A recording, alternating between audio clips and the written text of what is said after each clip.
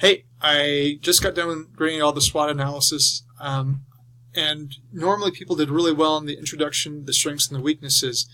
We had the biggest problem with the opportunities and threats.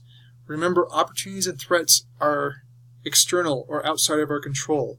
Taking a weakness and making it into a strength is not an opportunity, or overcoming that weakness is not an opportunity, because I've had control. I have had some influence over that weakness throughout my life.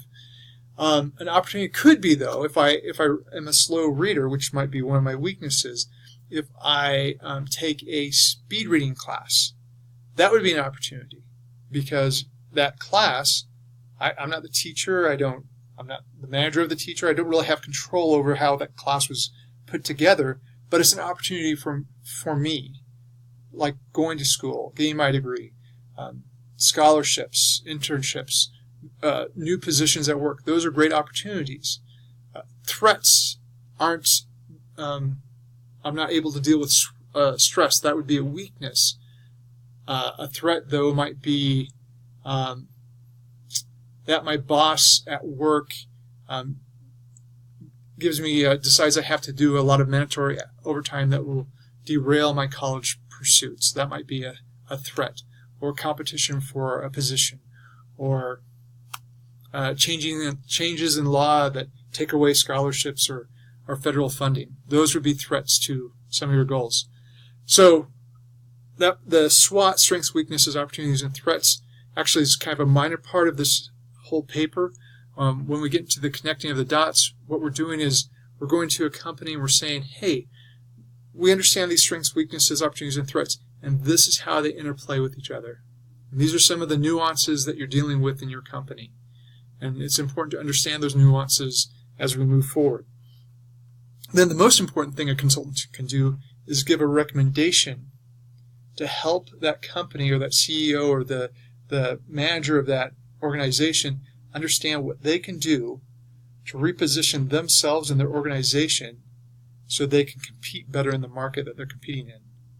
And not only do we want to give them recommendations, and you guys gave me great recommendations for yourself, for your personal self, but we also have to help them understand what's the most important thing they can do.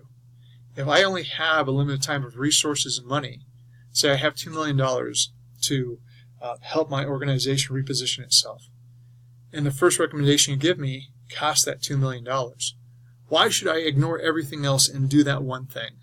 Why is it so important? How does it help me so much? So not only do I need to know what to do, but I need to know why it's so important to do that, so that I might be more willing to invest those funds in making sure that that happens. And then the second thing, same thing. Let me know what I'm supposed to do and why it's important. And as long as you do that, I think you guys will, just knock your term SWOT out of the park. Okay, I want to get to the happiness project.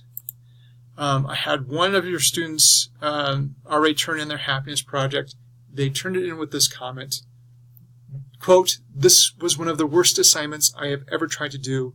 I don't care what grade you give me as long as it's higher than a 0. The student got full credit for this assignment. They did a great job. I asked them to pick 2 activities out of the 5 and do those 2 activities every day for 21 days.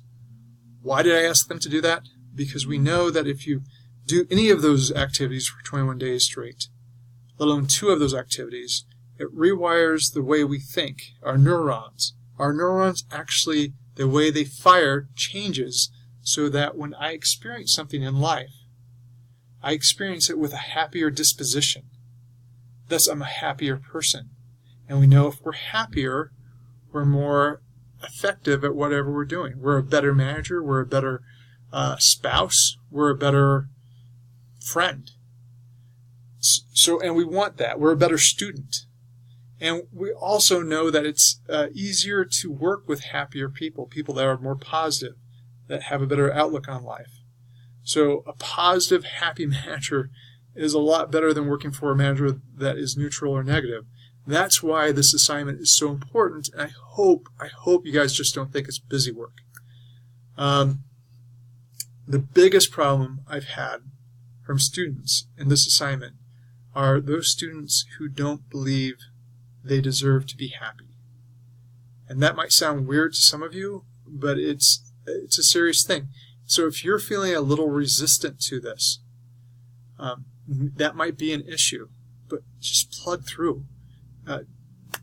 Do it and see what comes of it. See how it might help you. I've been doing it now for about 4 years, and it's really helped me in my life and my relationships with my kids and my friends and these people that matter to me, and as a teacher. So I hope you take it seriously. I hope you do it in earnest, and I hope you don't resist it. If you need help, let me know. But remember, just pick 2 of the things.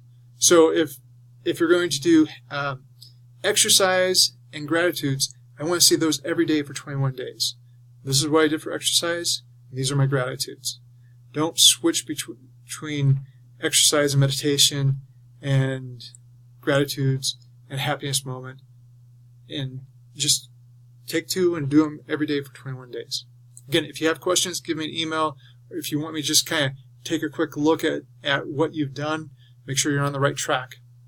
More than happy to do that. Anyway, good luck, and I hope you're enjoying this course.